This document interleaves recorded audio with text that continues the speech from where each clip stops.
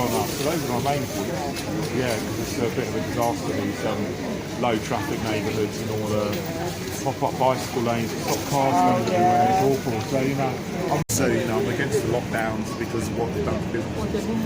Business has been really hurt by them. So, I think there's not many other people speaking out about it, but I have from the beginning. So just wants to change the cladding. It's going to cost 1.2 million. Saying it's unhappy. Even though we've got the ESW1 form saying it's safe. If you've got the ESW1, then it shouldn't need to be done, should it? No. I mean, are you a leaseholder? I'm a leaseholder. I've been there now for 3.5 years. Right. Last August, we got this ESW1 form. Everything was hunky-dory from there.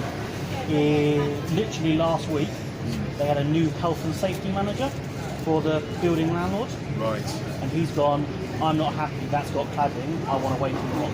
But that's ridiculous, because you've got the ESW1, so you don't need a waiting watch. £2.5 now a week for waiting watch. Well, they've done it already. Already done it, even though all the residents, and we've got a residents association, have all said we will not pay for this, we are not part of this because we've got that form. Yeah. And they're not backing it. Of course. But you shouldn't have to, that's ridiculous, because you've got it, there's absolutely no legal requirement for you to have a waiting watch. So, that's ridiculous they're trying to make you pay. It shouldn't happen.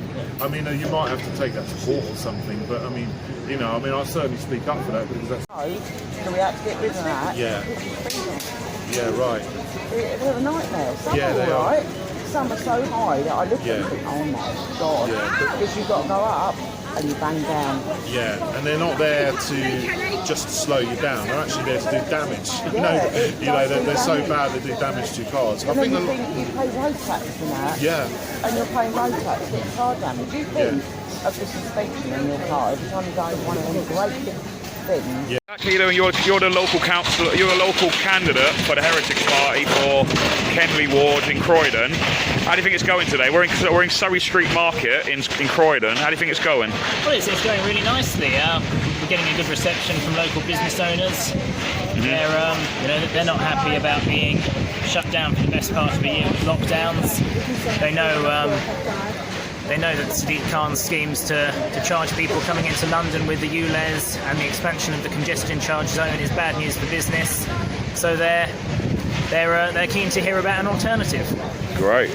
And obviously people will vote for you on the 6th of May, especially if you live in Kenley Ward, where you're standing, in the Croydon borough. There's 5 seats up for grabs, and you're obviously standing in that one.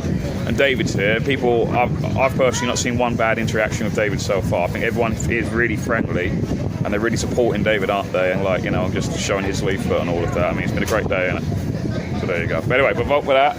Vote for that on the London Assembly. Vote for that for London Assembly and for Zach on 6th of May.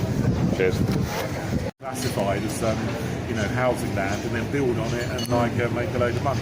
So he's falling right into their hands. But because he's new and he isn't that experienced, he doesn't know that. He doesn't know that that's sort of what they're doing. But that's the thing with having a bit more experience. We can see this is the sort of ruse that these Tory property developers have been doing. So it goes back to your experience. Yeah. You know this stuff's going on. Yeah. We're here in Surrey Street Market in Croydon. We've just come down, great reception. A lot of people asking, there's 4 anti-lockdown candidates, yourself, Brian Rose, Piers, Corbyn and Laurence Fox. What makes you different from those other 3 candidates? Yeah, well, I've been against the lockdown from the very beginning back in March 2020. And, I was going to be a mayor candidate since before then, actually, since January 2020, when there was really nothing much going on in sort of our area of politics. Others have jumped on the bandwagon, and I'm very glad that they're against lockdown and, they're adding their voices to the movement. But, I was there originally. But I think, the big difference between me and the others is that I've got a much wider platform and a lot more experience in policy. So, our Heritage Party manifesto covers areas in the whole range of policy areas, from transport to housing to development and so on.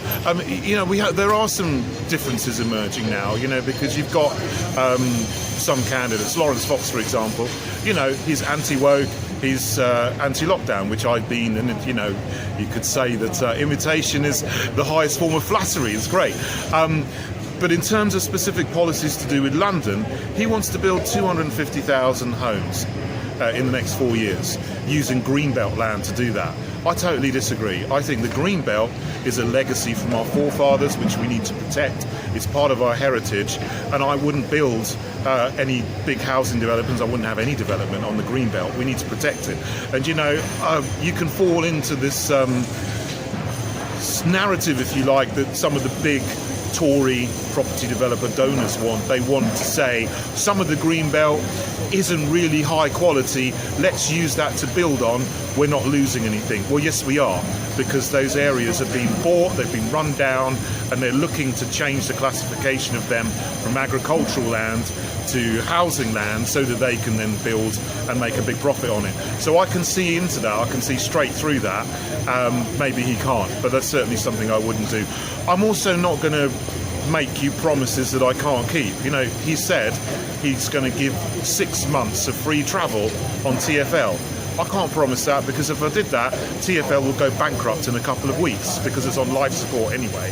So I'm not going to make these sort of silly promises that I can't keep, in the sort of like genre of Jeremy Corbyn. I wouldn't do that. I'm going to be honest with people and say, look, TfL's finances are a mess. I wouldn't extend the ULEZ to the North and South Circular. Coronavirus, yeah? This is the same. I see the corner.